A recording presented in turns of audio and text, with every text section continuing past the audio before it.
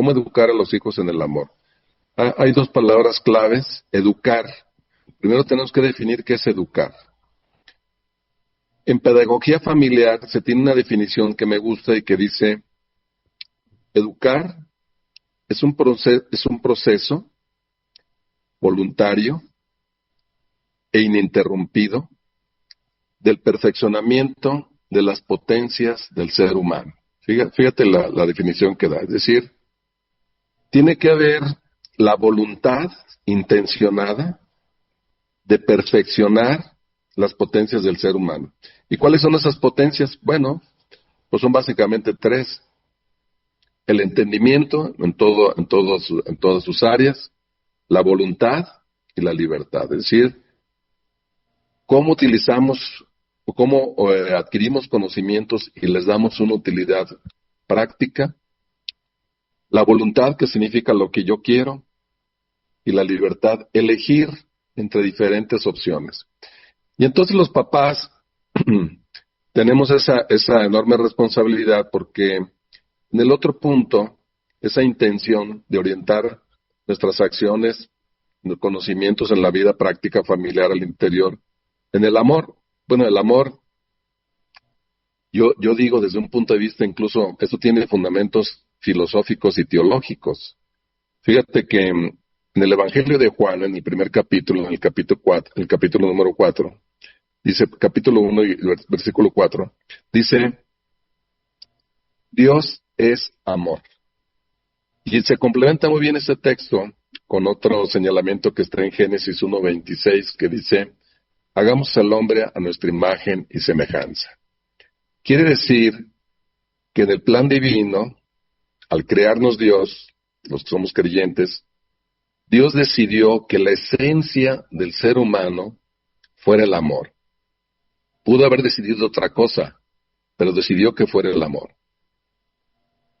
Y esa esencia, incluso si lo definimos filosóficamente, significa: es aquello sin lo cual no seríamos lo que somos. Es decir, cuando el ser humano no se identifica, no es educado en el amor, entonces hay las grandes distorsiones que vemos en las familias, en la sociedad, las injusticias, las cuestiones de orientación al mal, las situaciones muy desafortunadas que se dan, de guerras, de disfunciones en la familia, porque el ser humano, su centro es el amor, pero hay que educar esa capacidad. Es una capacidad que Dios nos dio porque fuimos creados a su imagen y semejanza.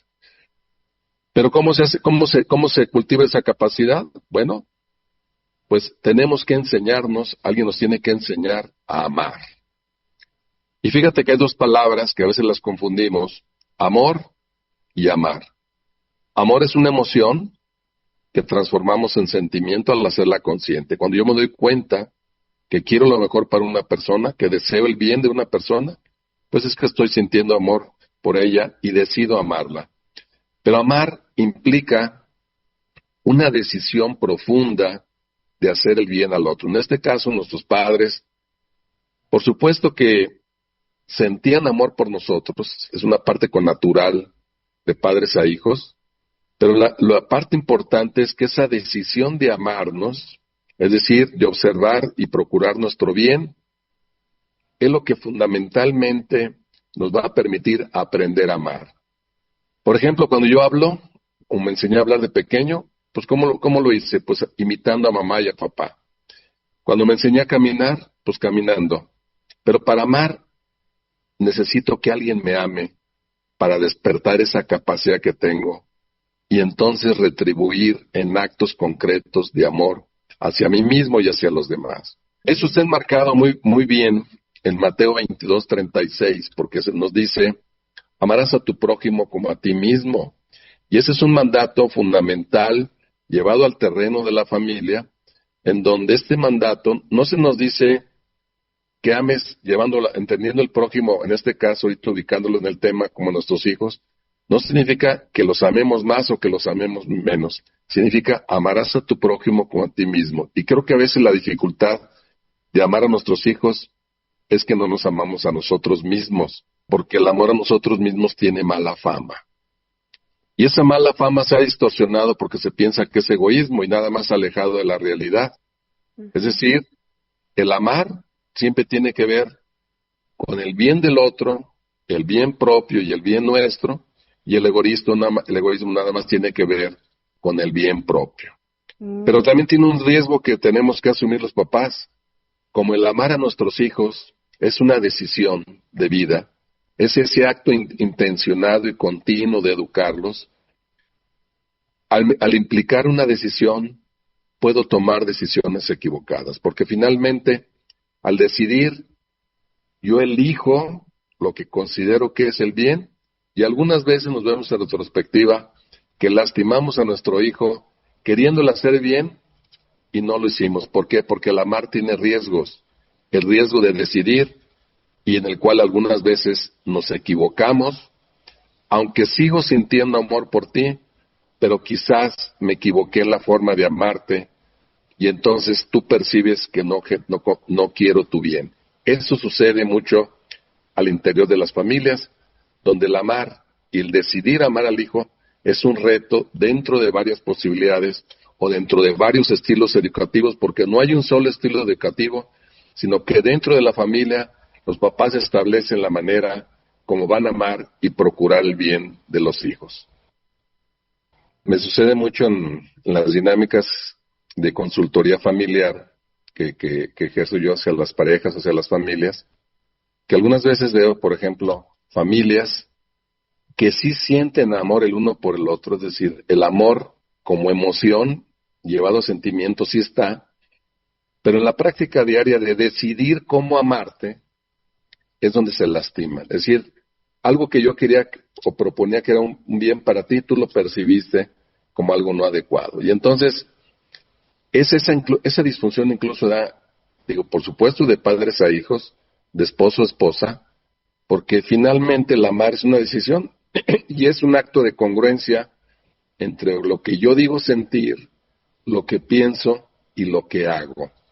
Pero eso que hago orientado al bien de la persona. Pero como el decidir tiene algunas veces, en el contexto real de cada familia, muchas opciones, bueno, yo elijo libremente la que considero que es la más adecuada, pero en retrospectiva puedo ver que me equivoqué. Y queriéndote ser un bien, no lo hice. Es más, se da una dicotomía, Edith, porque, por ejemplo, yo puedo sentir amor por alguien y decidir no amarlo. Fíjate, puedo sentir amor por alguien y decidir no amarlo. O puedo no sentir amor por alguien y decidir sí amarlo. ¿Qué sucede cuando yo, por ejemplo, acabo de conocer una persona, emocionalmente no siento amor por él y decido amarlo? Eso le llamamos caridad y generosidad. Allí está. No necesariamente en la caridad y la generosidad siento amor por alguien, pero yo decido en particular amarte. Y entonces se da esa dicotomía en la familia, donde los papás, en términos generales, por supuesto, algunas veces pues hay situaciones fuera de control en la misma salud mental de los papás, etcétera. Pero en términos generales, creo que la intención de los padres es amar a los hijos. Sienten amor por ellos, pero en esa decisión, algunas veces, pues resulta que es equivocada, o el hijo la percibió como equivocada. Y entonces ahí hay un gran tema porque algo que yo tuve la intención de hacerlo bien, quizás tú percibiste que no era lo adecuado. Y entonces, cuando finalmente se logra materializar esto, los papás enseñamos a amar a nuestros hijos, nace el amor propio, porque la capacidad ya la tenemos al ser esencialmente imagen y semejanza de Dios. Pero entonces nos lleva a preguntarnos algo, para que haya concordancia entre amar a tu prójimo como a ti mismo. Pues nos lleva a preguntarnos qué es el amor propio, porque nadie da lo que no tiene. Es decir, si a mí me enseñaron a amar, como siempre tengo la capacidad, pero tengo que ser enseñado a amar, entonces puedo amar al otro como a mí mismo. Si no me enseñaron a amar, ahí es donde tengo un problema. Sí tengo la capacidad de amar, pero no me enseñaron a hacerlo. Este concepto del amor propio es importantísimo porque, te digo, a veces el amor propio, pues desafortunadamente tiene mala fama, y empieza con algo muy básico en el ser humano. ¿Cómo sabemos cómo crece el amor propio en la persona y cómo puedo yo ver que efectivamente la labor intencionada, positiva, de orientar al bien las decisiones de los papás, va creciendo ese amor en la persona? Primer requisito, aceptar a nuestros hijos. Aceptar a nuestros hijos. Pero aquí yo veo una problemática que sucede en la familia cuando los papás tenemos la responsabilidad de amar a nuestros hijos y educarlos, porque hay 4 responsabilidades ineludibles que los padres tenemos con los hijos: cuidarlos, proveerles lo necesario, educarlos y amarlos. Son 4 responsabilidades irrenunciables. Cuando yo tengo esa responsabilidad de amar a mi hijo, lo primero que tengo que hacer es aceptarlo a mi hijo. Si es güerito, si es morenito, si es gordito, si es flaquito, si tiene determinada complexión, etcétera. Por ejemplo, si es un hijo deseado, ya estoy aceptando a mi hijo incluso desde el vientre materno. Hoy se sabe, en los estudios científicos, que hay una conexión muy fuerte entre la madre y el hijo. Aunque el hijo que está en gestación no tenga el entendimiento, no tenga el razonamiento, hay una condición muy fuerte. Por eso, aún en el vientre materno, un hijo que es aceptado o un hijo que es rechazado. Allí empieza la construcción del amor propio. Pero también hay una confusión en las familias, porque cuando los papás tenemos la obligación de educar a los hijos, una situación es aceptar a nuestros hijos, eso tiene relación con la persona, es decir, con la persona, y otra es aprobar o no la conducta de nuestros hijos. Entonces son 2 grandes vertientes donde a veces los confundimos.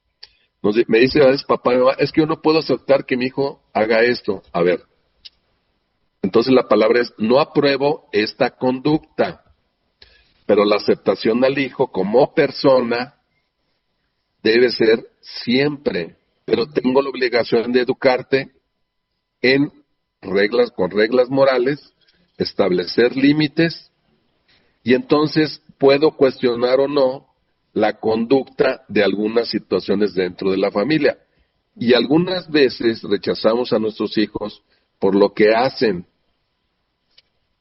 Confundimos el término aceptación con aprobación, porque la aceptación es siempre, el rechazo es a la conducta. Mira, incluso hasta en cuestiones evangélicas podemos encontrar muchos textos donde Jesús jamás rechazó a la persona, rechazó el pecado, es decir, la conducta asociada al pecado de esa persona, pero jamás rechazó a la persona. Es decir, siempre tuvo una aceptación por la persona, pero no el rechazo, solamente el rechazo a las conductas. Y eso, pues sí está en la responsabilidad de los padres, educar a los hijos, porque hay que corregir, establecer límites en donde yo puedo aprobar o no una conducta, pero que no exceda en el hecho de la aceptación.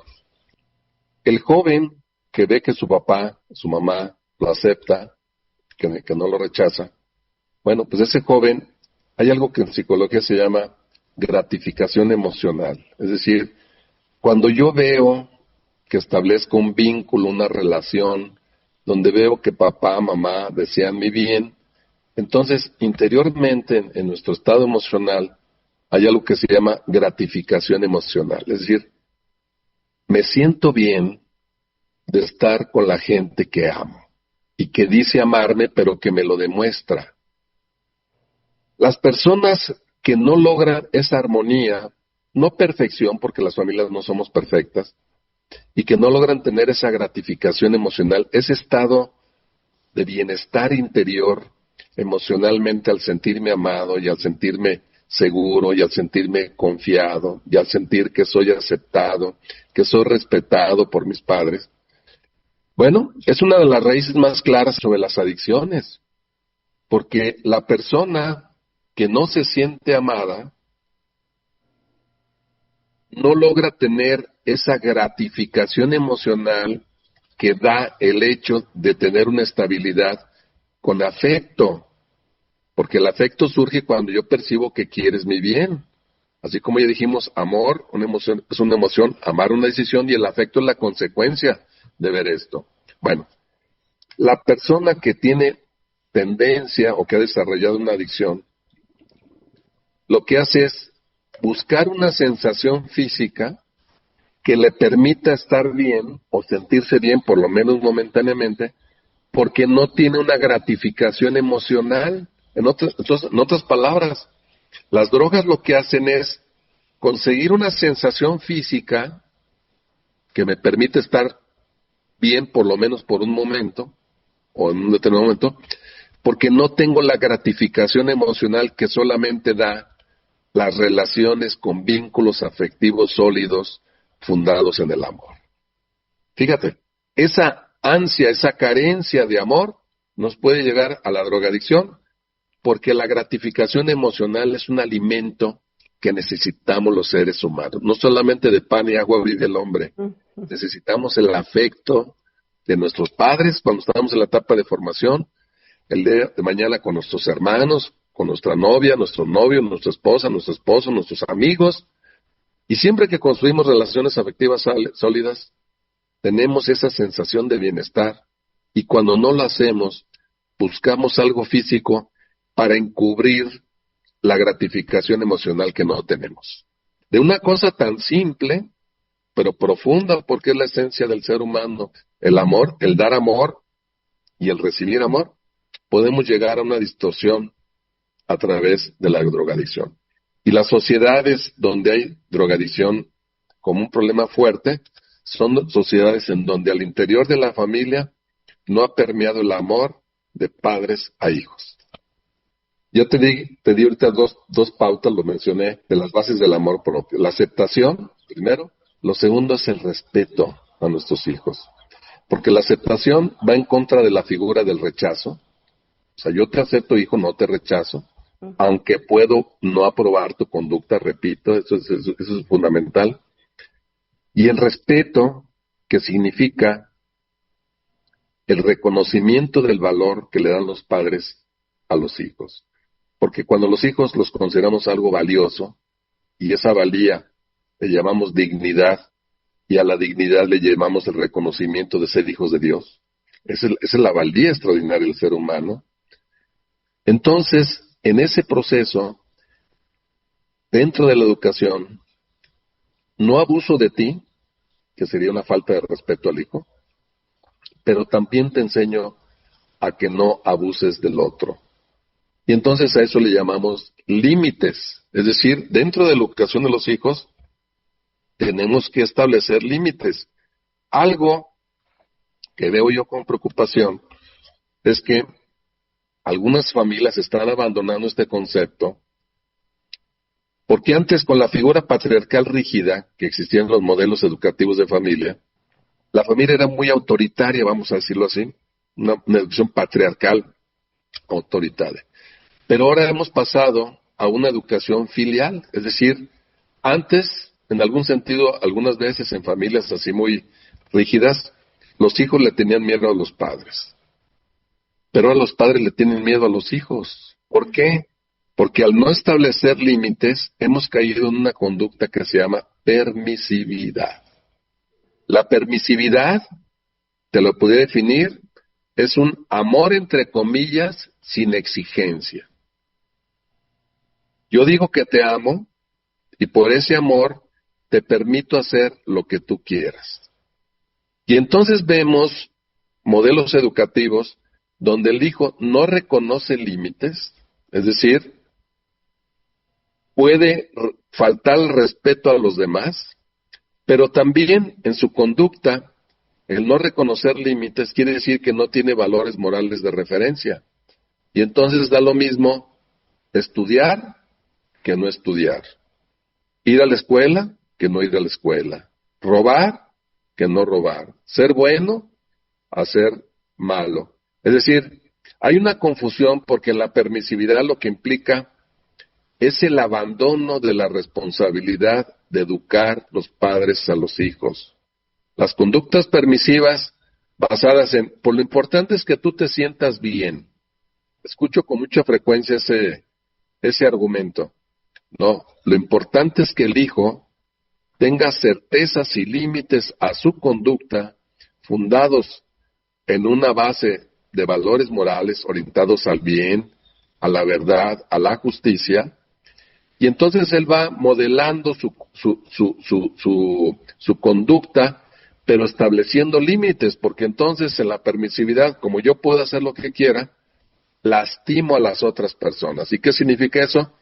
Que no soy capaz de amarlas, sino que abuso de las otras personas. Entonces ya hay una distorsión, porque al no establecer límites, es decir, un amor con exigencia, yo diría que en términos generales los estudios educativos de padres a hijos, es un balance entre amor, la forma de amarlos y la exigencia. Algunas veces se carga hacia la exigencia, por ejemplo, cosas que no son negociables. A ver, pues en el etapa de educación tienes que ir a la escuela, pues eso no es negociable, eso es una exigencia, ¿sí?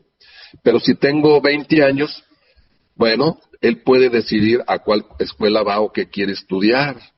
¿Me explico? Tenemos que ir modulando esas etapas en donde pasamos de una obediencia ciega de nuestros hijos, luego pasamos a negociar algunas cosas con nuestros hijos, dependiendo la edad, se revelan algunos principios que nosotros les inculcamos y finalmente deciden.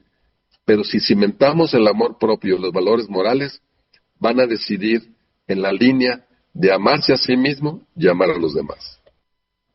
Hoy se sabe, bueno, en primer lugar, el saber amar tiene una relación con nuestra salud mental.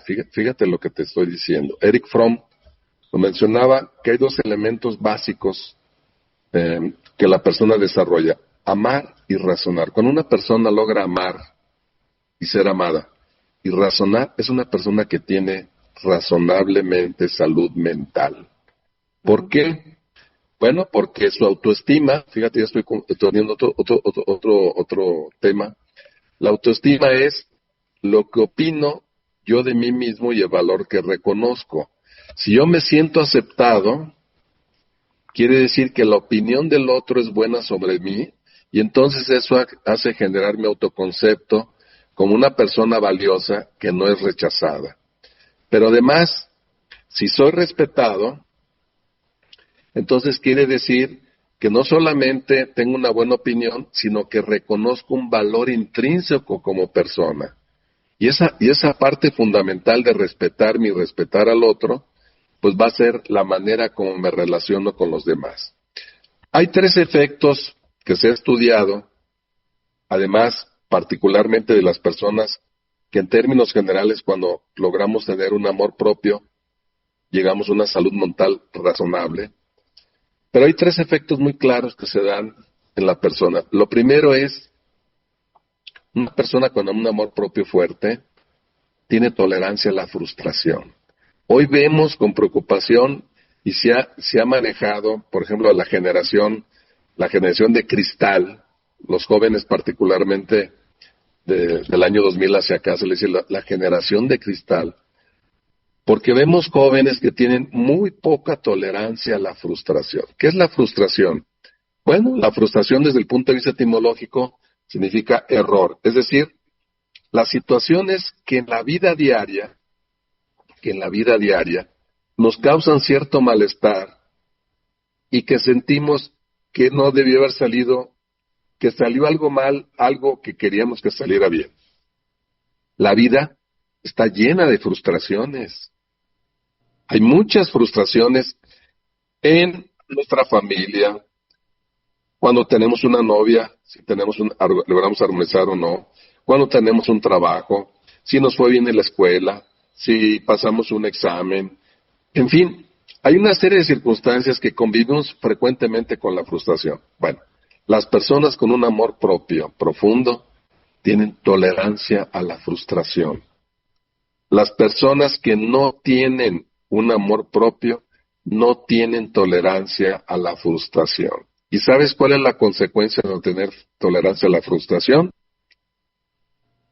Que caen en algo que se llama enojo, ira reprimida y la tendencia a culpar.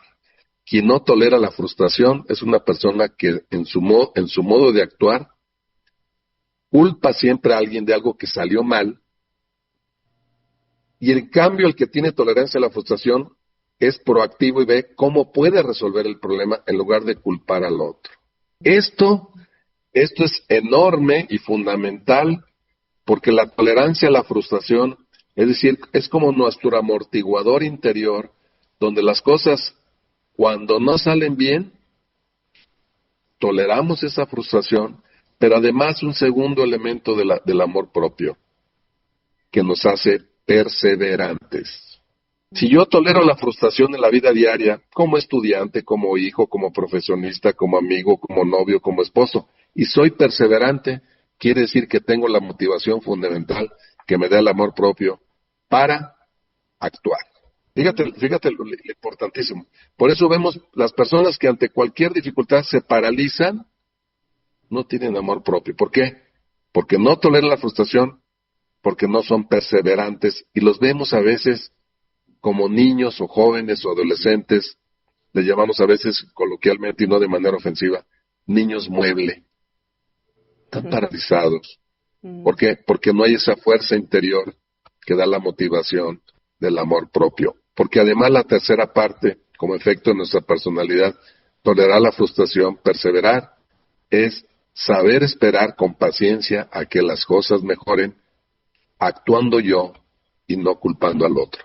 Y eso rompe radicalmente una dinámica de victimismo a una dinámica de respeto y responsabilidad, donde yo tomo el control de mi vida, pero siempre, ¿cuál es mi límite? El respeto a los demás y actuar en forma responsable. Hay un libro que se llama La Familia, así se llama La Familia, y que dibuja muchas de las cuestiones funcionales y disfuncionales de las personas. Entonces, yo diría que particularmente ese libro pudiera ser útil como guía para los padres, ¿verdad?